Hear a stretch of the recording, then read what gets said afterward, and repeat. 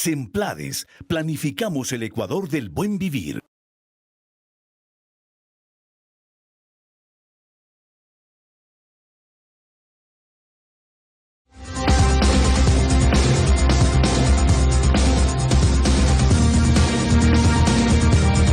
Ya a las 7 de la mañana con 37 minutos.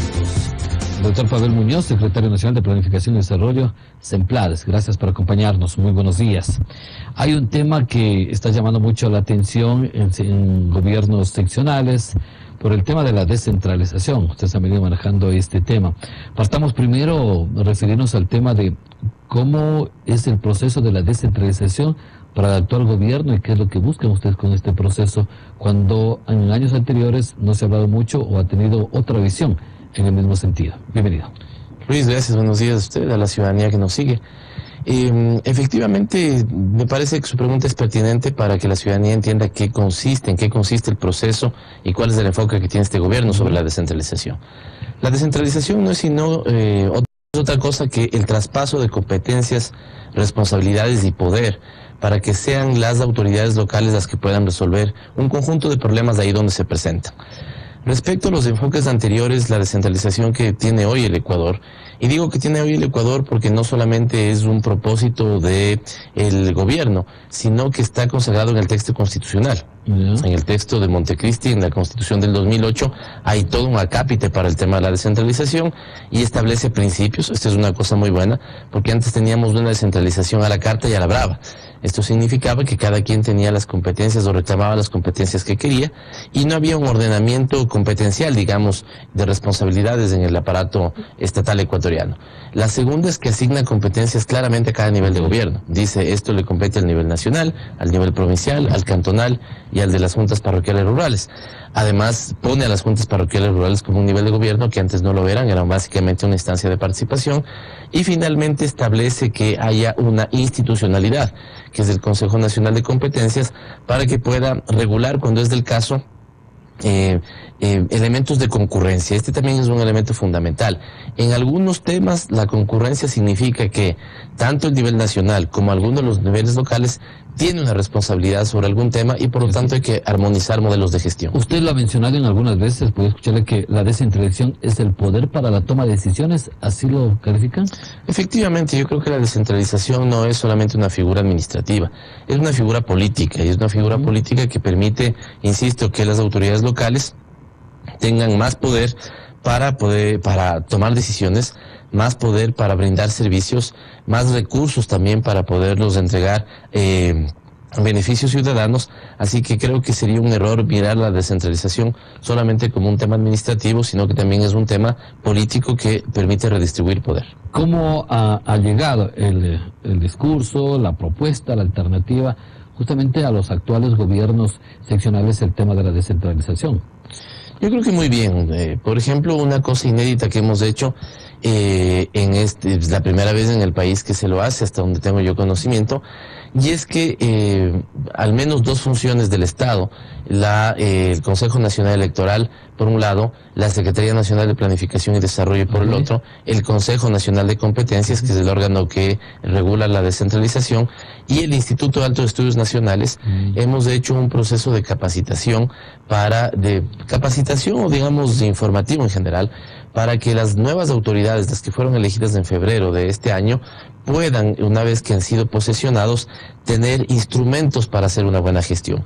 ¿A qué me refiero? Pero eso el sumado, esta suma de estas autoridades de gobierno seccional ha sido voluntario. Claro, absolutamente. En esta capacitación. Absolutamente. Okay. Nosotros lo que hemos es mandado unas invitaciones y hemos dicho, vengan a Quito, vengan a Guayaquil, vengan a Cuenca, a las distintas regiones. Hemos trabajado por las regiones de planificación que tiene el país, que son las mismas que coinciden con la Asociación de Municipalidades del Ecuador. Hemos hecho talleres y en estos han ido prefectos electos, alcaldes electos, presidentes de juntas parroquiales rurales. ¿Y de qué se han podido enterar? Del plan de desarrollo, de los elementos constitucionales, de cómo son los elementos de contratación pública, de cuáles son las políticas crediticias que tiene el BEDE, de cuál es el instrumental con el que actúa el Ministerio de Desarrollo Urbano y Vivienda, y eso a la larga para, sobre todo, autoridades nuevas, hay algunas reelecciones. Ustedes saben que a nivel nacional las reelecciones no fue la fórmula ganadora, solamente el 30% de candidatos que se presentaron a reelecciones del 100%, solo el 30% ganó, y entonces hay muchas autoridades nuevas que necesitan información. Para ustedes, ¿cuál sería el problema que se haría dentro de este proceso de descentralización una vez que se comience a poner en práctica y ejecutarlo ya a futuro? Yo no le llamaría tanto problema, sino vicisitudes, digamos, condiciones sobre las que hay que trabajar y hay que mejorar. Porque pueden haber problemas en la unión de ciertas provincias, unas tienen más y otras tienen menos. El tema económico, ¿cómo se va a manejar en ese tema de descentralización? Sí, a eso me refiero. Hay unas características en el país muy complejas, efectivamente, que tienen que ser solventadas. Una, por ejemplo, me parece que es la diferencia de capacidades entre los distintos niveles de gobierno. No todas las prefecturas son iguales, como usted lo bien señala, no todas las alcaldías son iguales, y eso hace que necesitemos crear capacidades, porque a veces solemos juzgar solamente como si todos los municipios del país fueran Quito, fueran Guayaquil, fueran Cuenca.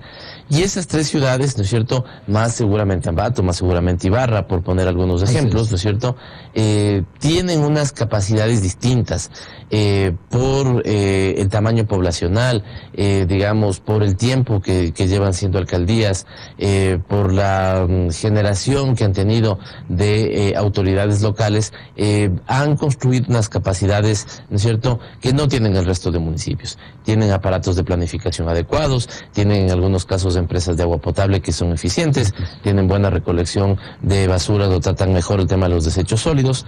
Y por el otro lado tenemos cantones muy pequeños de algunos que evidentemente no tienen esas capacidades y hay que ayudarlos. Unos tienen buena recaudación de impuestos, otros no.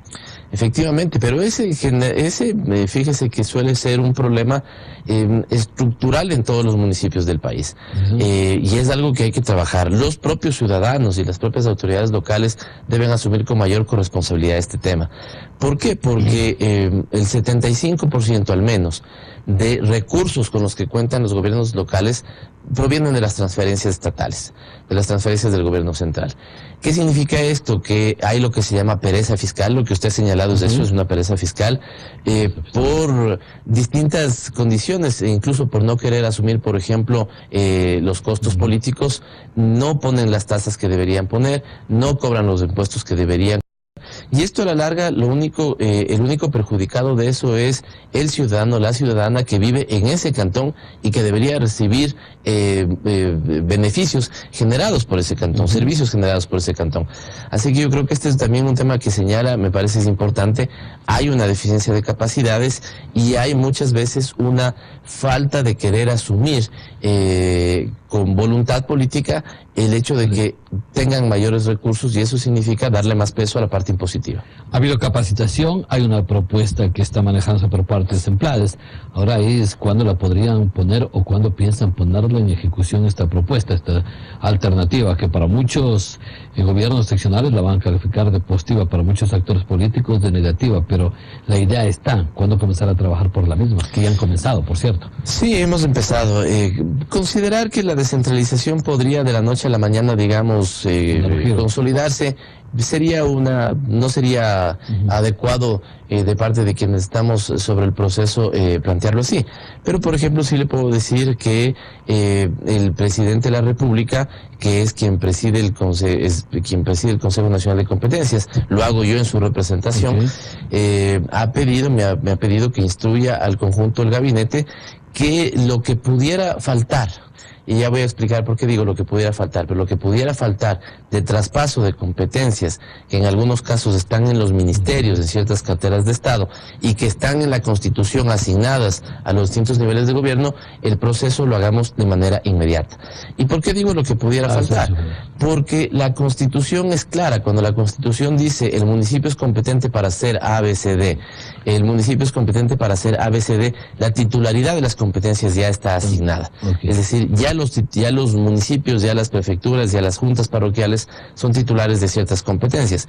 En algunos casos, lo que debemos es regular seguramente el modelo de gestión que está detrás para que no haya, para que no nos pisemos las mangueras, digamos. Debe ser un solo modelo. Exactamente.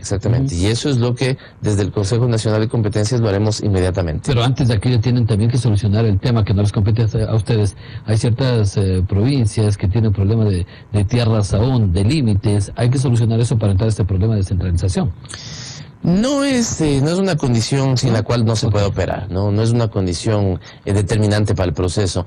Yo creo que en el Ecuador del siglo XXI es fundamental que problemas limítrofes puedan ser solventados con mucha madurez democrática, sin apasionamientos ni localismos, digamos, sin ningún sentido.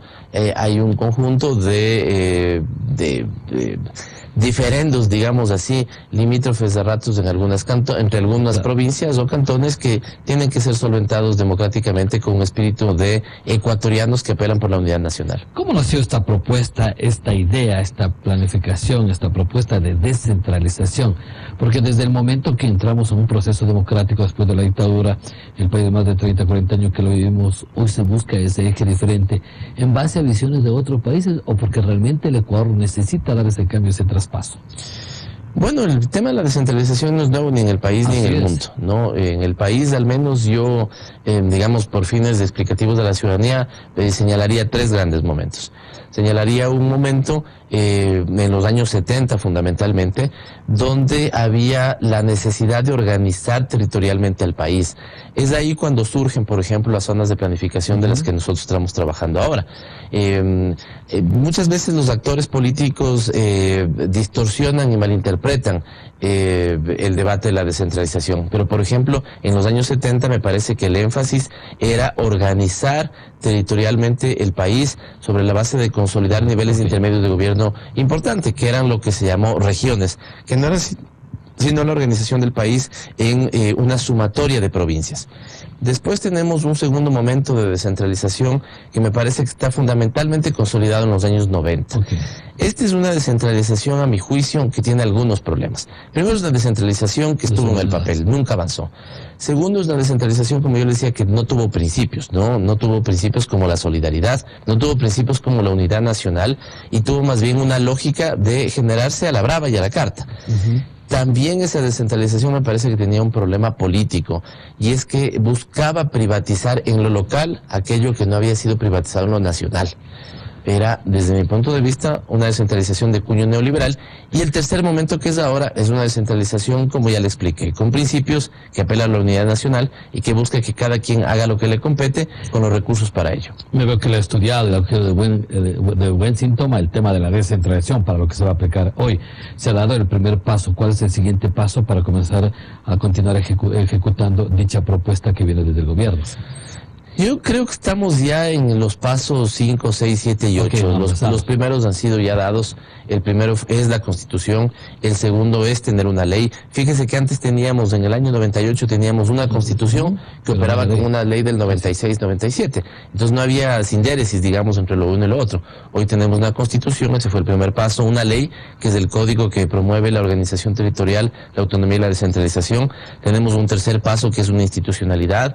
Hay un cuarto y quinto paso, que son competencias ya transferidas. Está la de tránsito y transporte a los municipios, está la de riego, digamos, a los consejos provinciales, y hoy vamos a dar los pasos 5, 6, 7 y 8 con mucha más velocidad, con mucha más, digamos, entereza, sabiendo que tenemos por el otro lado gobiernos autónomos descentralizados que quieren el tema, que apelan por el tema, que anhelan tener una buena descentralización, que el país necesita corresponsabilidad, que los ciudadanos deben saber y le deben reclamar al gobierno central por el de la salud y la educación, pero también le deben reclamar al gobierno municipal por el tema de agua potable y alcantarillado. Entonces, esto no es sino la maduración institucional que el país viene dando desde el año 2007. La descentralización, un tema clave e importante de transformación para el país, lo ha dicho, lo ha anunciado aquí nuestro invitado Pavel Muñoz, el secretario nacional de Planificación y Desarrollo de SEMPLADES. Gracias por acompañarnos en esta mañana. Ha dialogado junto a nosotros sobre este tema de interés nacional e importante para el país. Nos vamos a un corte y regresamos. SEMPLADES, planificamos el Ecuador del buen vivir.